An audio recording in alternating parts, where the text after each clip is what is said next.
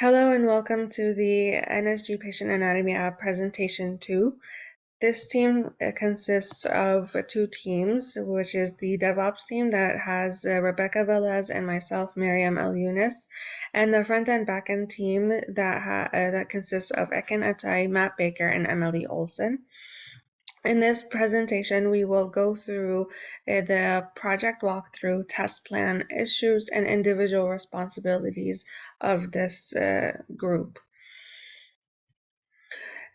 For the DevOps team, so far the current functionalities that we have accomplished would be building an image of the NSG Patient Anatomy app and then containerizing that image so that the application runs from a Docker container.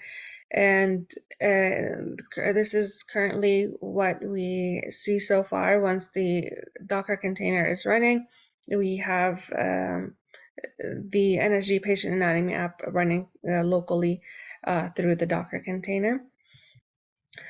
Some planned features for the DevOps team would be having Kubernetes deployments and services, and then configuring AWS EC2 or EKS instances in Terraform.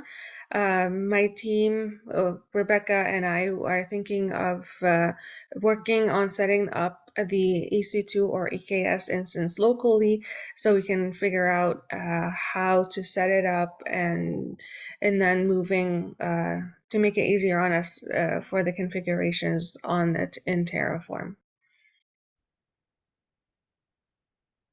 Thank you, Miriam, for talking a little bit about the dev side and what you guys have been doing over there.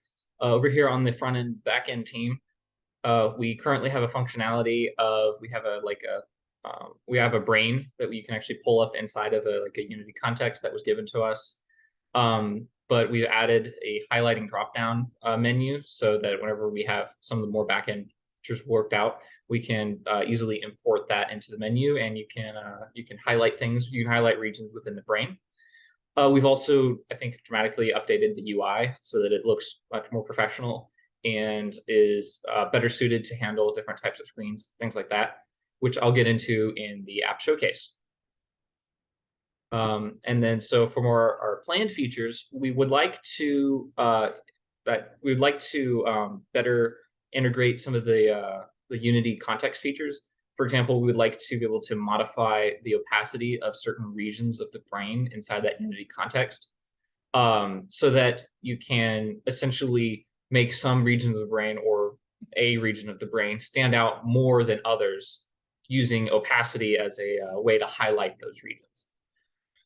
Additionally, we'd also add a login authentication, preferably some type of dual factor authentication, but that has been that's going to be after, of course, we get the Unity side, because that's more important to the focus for us. And I will get a little bit into now the actual app, like what we've been working on and kind of what it looks like right now. So here is just like a test sample of a brain that we have, and you can see that the colors here are very UF themed, and we even have like a University of Florida image that's displaying here. All of these boxes, this blue nav bar, this white grayish box, and even the Unity context that this brain is being loaded in right now, is all dynamically fitting the screen. It was previously fit using hard-coded pixel values, which would give some weird issues whenever you try to load it up on different machines. Got that fixed. Here's that menu that I was talking about here. We have, they're just called categories right now, just because we haven't actually implemented that yet. But the idea is that we're going to have, you can see each of these colors on this brain are going to be, what's it called? They're going to be options within this menu. You can select them, and then the opacity of the rest of the brain will change, and you'll just have that, you'll just have the, that piece that's standing out towards the rest of it. So yeah, that's kind of what we've been doing over here on the front end, back end side. And I will, I think, pass it over to Ken, who will talk about our test plan. Moving on to our plan for testing the functionality that we will add. On the front and back end side, currently our current process for testing is really just mini testing that we do on our end, where we edit the code, reload the app, and view those changes on our machines. Moving forward, as we wrap up adding functionality and making sure everything works, we'll be making sure that these changes work across different machines on different systems. So before pushing to the main GitHub, we'll be making sure that everything works on the branch that we created.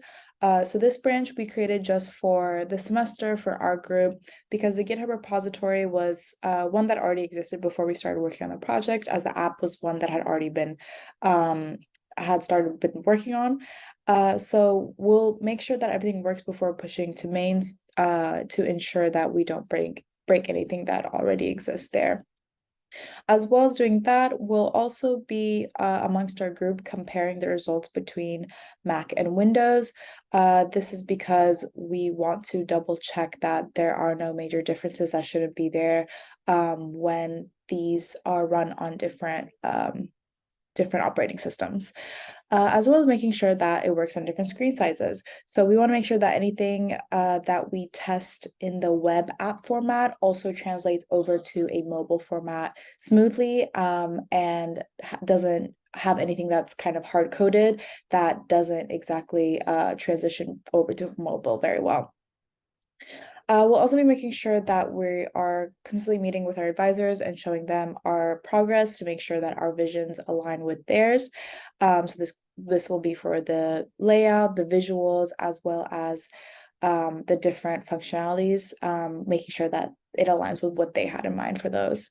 On the DevOps side, we will be testing the configuration files on the local machines first. So kind of the same idea, making sure that those work on our ends first, then pushing those changes to GitHub, and the DevOps team will ask the other team members to fetch those changes to ensure the functionality is working smoothly across different systems.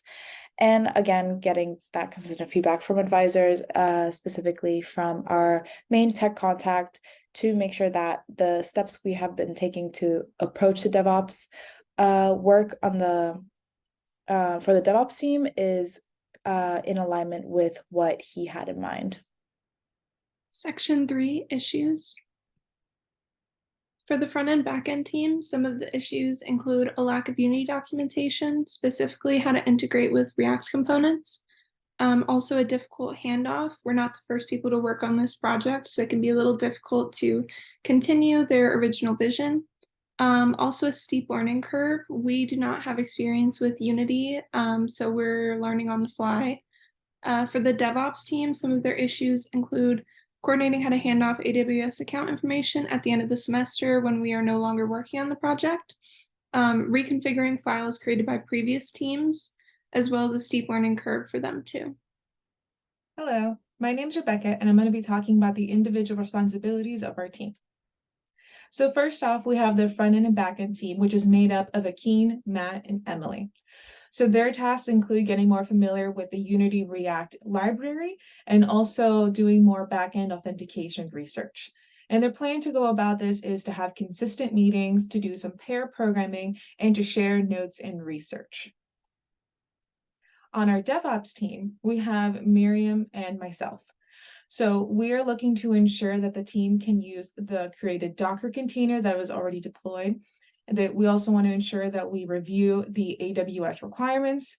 We work on configuring the AWS EC2 and EKS instances in Terraform, and also the Kubernetes deployment and service. Our plan to go about this is to have weekly meetings to work with the team to make sure that the GitHub repository is regularly updated, and also to practice on our local machines. Thank you.